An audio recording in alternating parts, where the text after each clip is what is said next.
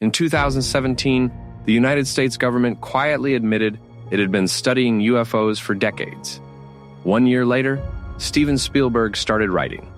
There are films that arrive at exactly the right moment, and there are filmmakers who spend their entire lives preparing for one specific thing, circling it, getting closer, waiting until the world is ready.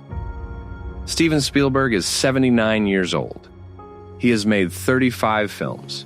He has won 3 Academy Awards. He is, by most measures, the most commercially successful director in the history of cinema.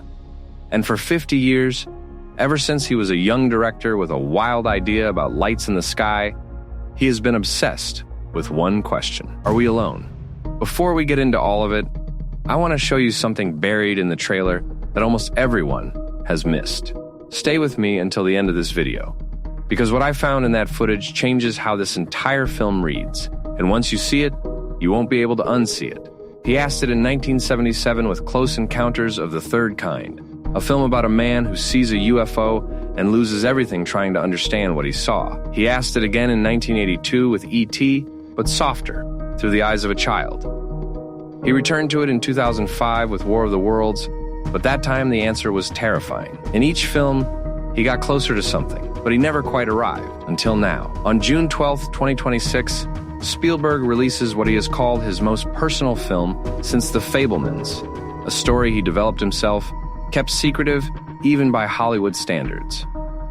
At CinemaCon, the annual event where studios present footage to theater owners, Spielberg took the stage personally and told the room something along the lines of, "All you need to get from the beginning to the end is a seatbelt." He then showed footage, and reportedly refused to let anyone describe what happened in the third act. This is not normal behavior for a filmmaker of his stature. This is someone protecting something very specific. And when Spielberg tells you to buckle up, you pay attention.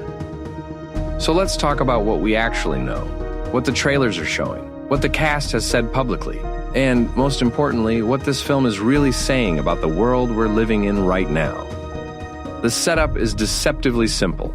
Emily Blunt plays Margaret Fairchild, a meteorologist in Kansas City.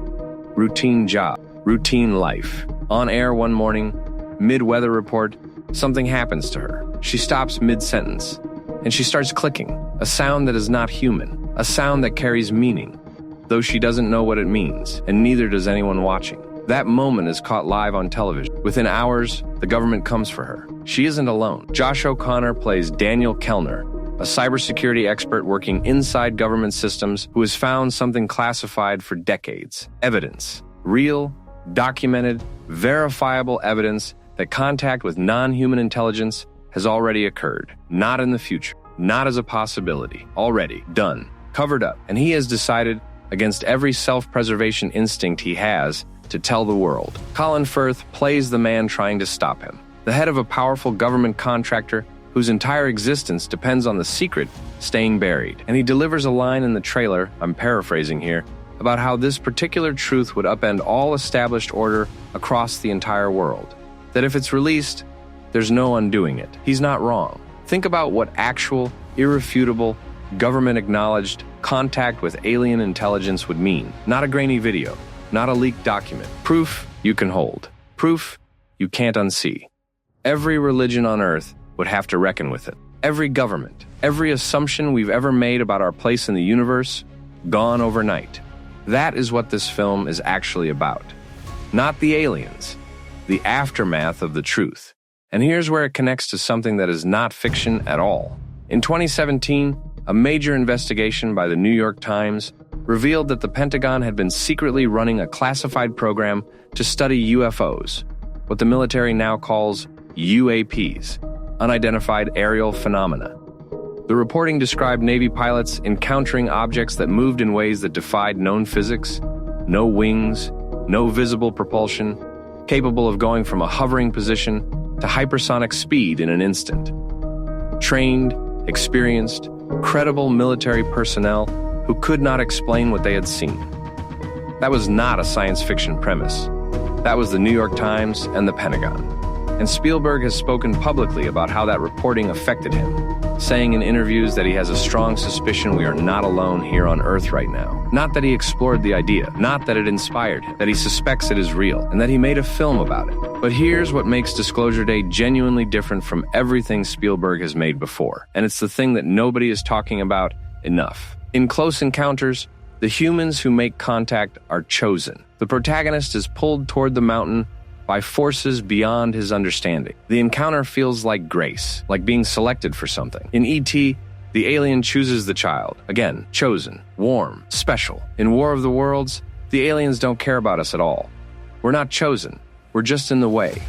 But in Disclosure Day, for the first time in Spielberg's entire career, the question isn't about who gets chosen. The question is, who gets to decide whether everyone knows? 7 billion people. The tagline, the truth belongs to 7 billion people, not to governments, not to classified programs, not to billion-dollar contractors. To everyone. And the entire film is about whether one man can make that happen before he's stopped. That is not a science fiction premise. That is a whistleblower thriller. That is a film about information and who controls it, and what it costs to tell the truth when the people in power have decided you shouldn't. Spielberg took the most cosmic possible subject matter and made a film about something very, very human. Emily Blunt has said publicly about this film and its relationship to Close Encounters that the earlier film posed questions that Disclosure Day answers, not inspired by, not similar theme. Questions are answered. And here's what I promised you at the start. The one thing hidden in plain sight in the trailer. At the 147 mark of the second official trailer, just as O'Connor's character opens a classified file on screen, for a single frame, less than half a second, there is a symbol. It appears in the top left corner of the document. It is the same symbol that appears on the mountain in the final sequence of Close Encounters of the Third Kind. Same geometry, same position. Spielberg didn't put that there by accident. He is telling us that the classified file Kellner finds is documentation of the original 1977 contact. This isn't a sequel, it's a continuation. And the government has had the file for 50 years. Spielberg has been making this film for 50 years without knowing it. Every alien project was a draft. Every encounter was a rehearsal. And now, at 79, with the government having confirmed what he always suspected, with the world finally ready to ask the question out loud, he made the final version. June 12th, IMAX. John Williams composing the score. David Coep writing the screenplay. The same writer behind Jurassic Park and War of the Worlds. A cast that includes 3 Oscar winners and one of the finest actresses working in cinema today. This isn't a summer film.